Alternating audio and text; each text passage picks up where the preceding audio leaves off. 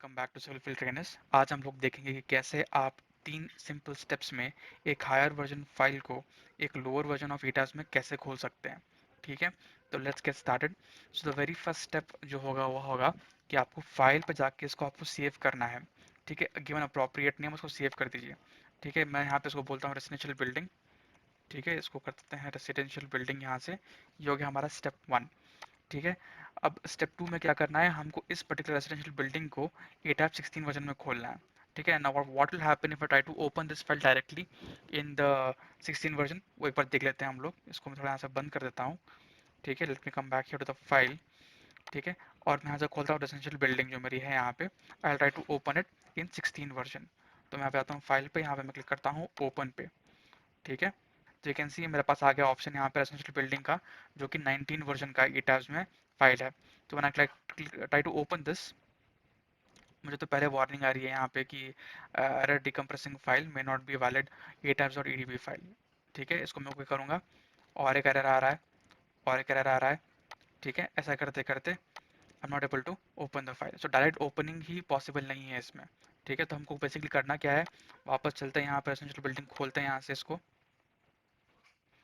And जब तक ये फाइल खुल रहा है, एक छोटी सी अनाउंसमेंट कर देते हैं यहाँ पे कि हमारा जो कोर्स है यहाँ पे sectional mastery course ETABS plus CF plus RCTC, ये कोर्स अभी करेंटली जो है डिस्काउंट प्राइस पे चल रहा है। यूजुअली प्राइस है 299 का, इस बार आपको मिल रहा है बस ये 999 रुपीज़ में। ठीक है, you can download our app and you can check out this entire content. अगर आपको इसको इंग्लिश में सीखना है तो इसको इंग्लिश और हिंदी दोनों कंटेंट आपको यहाँ पे मिल जाता है आराम से, 1 और 3 वीडियोज़ में हमने इसको डिवाइड करके रखा है। ठीक है, just open the content portion, आप देख सकते हैं यहाँ पे कि अलग अलग के यहाँ पे आपको फोल्डर्स मिल जाते हैं इंग्लिश और हिंदी के लिए। So if you are interested, if you want to learn the premium course, you can definitely try this out. तो चलिए वापस आते हैं, फाइल खुल चुका है यहाँ पे। तो पहले हम लोगों ने क्या किया था, फाइल पे जाके हम लोगों ने इसको सेव एज किया था as a what, as a registration building. अब स्टेप 2 पे चलते हैं। स्टेप 2 पे आपको क्या करना है, फाइल पे जाना है आपको और इसको आपको एक्सपोर्ट करना है। एक्सपोर्ट पे क्या करेंगे आप, पहला ऑप्शन लेंगे टेक्स्ट फाइल का ऑप्शन, .e2 के फाइल। तो बेसिकली जो भी आप देख रहे हो मेंबर्स स्लैब लैब जो भी है, वो उसको कम्प्लीटली टेक्स्ट फॉर्मेट में कम्प्लीटली कन्वर्ट कर देगा यहाँ पे। ठीक है, स्टेप 2 क्या होगा, फाइल एक्सपोर्ट, एक्सपोर्ट में जाके .odt के फाइल। ठीक है, इसको यहाँ पे कर देंगे ऐसे, एंड इसको हम लोग बोलेंगे, ऑलरेडी मेरे पास इंपोर्ट दिस फाइल का ऑप्शन है, तो रेसिडेंशियल बिल्डिंग इंपोर्ट। ठीक है, इसको मैं इस तरीके से सेव कर लेता हूँ यहाँ पे। ठीक है, अब मेरे को यूनिट्स पूछ रहा है तो मुझे इसे कन्वर्ट करना है मीटर्स में, इसको मुझे कन्वर्ट करना है किलोमीटर में, और टेम्परेचर जो है सेल्सियस में ही रहेगा यहाँ पे। इसको हम लोग कर देते हैं ओके।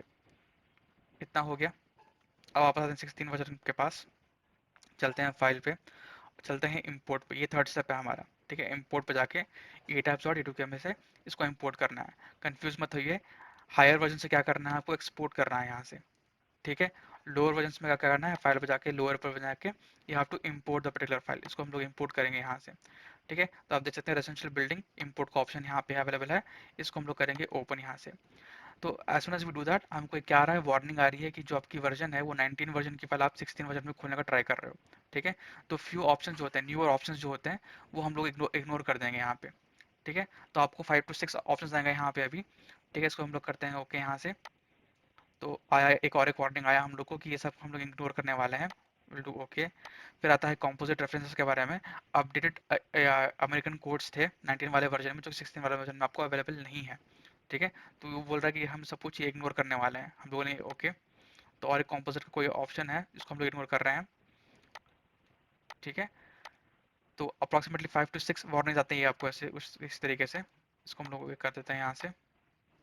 ऑलराइट, सो बेसिकली इतना सब कुछ करने के बाद आपका फाइल जो है ऑटोमेटिकली इंपोर्ट होता है।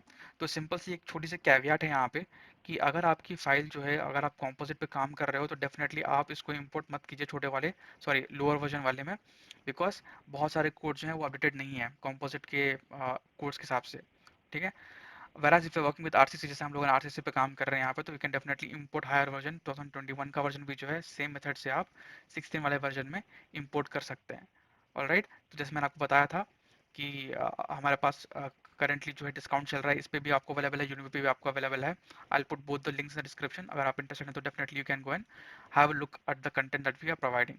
ठीक है। सो आपको क्लियर हो गया होगा कि 3 स्टेप्स क्या क्या फॉलो करने हैं आपको। फाइल पे जाके आपको पहले सेव करना है, इसको सेव एज करके आप अलग नाम से सेव कीजिए। फिर एक्सपोर्ट जाना है आपको, इसको एक्सपोर्ट करना है यहाँ से .q के फाइल में। फिर लोअर वर्जन को आपको खोलना है, खोल के फाइल में जाके आपको इसको यहाँ से इम्पोर्ट करना है। ठीक है। तो 3 सिंपल स्टेप्स में क्या होता है, आपका कंप्लीट काम जो है वो वाइंड अप हो जाता है। ठीक है। तो that's all for this class, see you guys in the next class, thank you.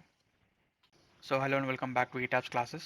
In today's class we'll look into how to open up a higher version of ETABS file, which is basically 2019, into lower version, which is basically 2016 version. Okay, so we can do this in 3 simple steps. The very first step will be to save the file particularly. Okay, so we'll go to file and we'll go to what, save as. So step 1 is what, save the file, give some appropriate name. I'm calling it G+3 file, and I'm going to save it. Okay, now for if I try to close this file and try to open it directly, what will happen? Let me just close this file and let me try to open this file directly in ETAB 16 version. Okay, so I have saved this file in a particular folder. Okay, G+3 you can see it, the one which we saved right now. I'll go to file and I'll go to open it, G+3 file, which is in 2019 version. So if I open this, I'll get errors. Okay, so I'm getting the very first error decompressing file. Then I click on OK. I'll get one more error. Alright, so I'm getting so many errors. At the end, I'm not able to open the file, which is a higher version. So what do I do? Again, let's go back here. Let's open up this G+3 file, which we had saved as step 1. Alright, so we have opened up the G+3 file again. What we did first, file, save as we had done. That was step 1. Now step 2, what I want to do is go to file and go to export. Okay, file, save as is first one, file export is second one, and go to what, atabs.e2k file. File, export, atabs.e2k file. Okay, we're in export category now. Click on this. Alright, and give it a name. Import this file. Okay, this will clear out confusion for whoever you're sending this file to. They will know which file they have to import as .2k. So I'll just save it again in the same folder I'm saving this particular file. Okay, at last going to ask me some units. My units are in meters here. This is going to be kilonewton, and this is going to be Celsius in temperature. Okay, so let me just click on OK. So successfully I have created what, a E2K file for this particular one. So again I'm going to go to what, let me just show it to you. I have got E2K file over here. Alright, if you can save all the files in one particular folder, well and good. If you cannot, save it in appropriate places. Now I'm coming back to ETAB 16 version. Last time I did what, file and open I had done. This time what I'm going to do, I'm going to go for file and I'm going to go for import. Okay, don't get confused. What we did here, we went to file and we went for export. Okay, now because we're opening the higher version and lower version, we're going for file and we're going for import now. Import again, atabs.e2k. Basically your entire file will be converted into text format. So this is, again you can see, if import this file is there, you can just click on this and open this. Okay, even when you open this particular file, we'll get some errors. I'll show you what is that. We'll get some warnings, not errors. Let's open this. So very first warning method we get is version 19 file. See, it is able to tell give opening version 19 file in version 16. Alright, so some data points will be ignored. So let's open this. Let's click on OK. With that, we're getting some errors. We're getting some warnings again here. Okay, your particular line is ignored. And composite reference like this again. American codes, a lot of American codes were updated in 19 version, which are not there in 16 version. So we'll get 5 to 6 warnings from composite reference only.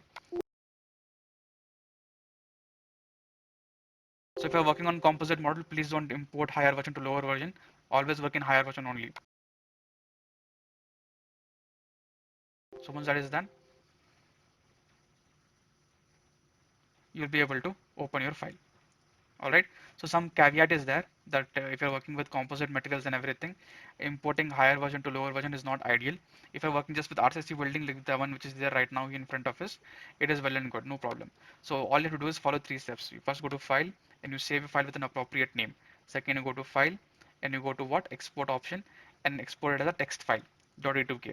Then you come to your ETABS, go to file and go to import etabs.e2k and open that particular file. You'll be able to import it. So in 3 simple steps, any higher version file of etabs can be converted into a lower version, provided some things will be ignored. The one which you got 5 to 6 warnings here, those things will be ignored. Okay, I hope this helps. If you have another doubt, let me know. We'll make one more doubt session class on it. Thank you.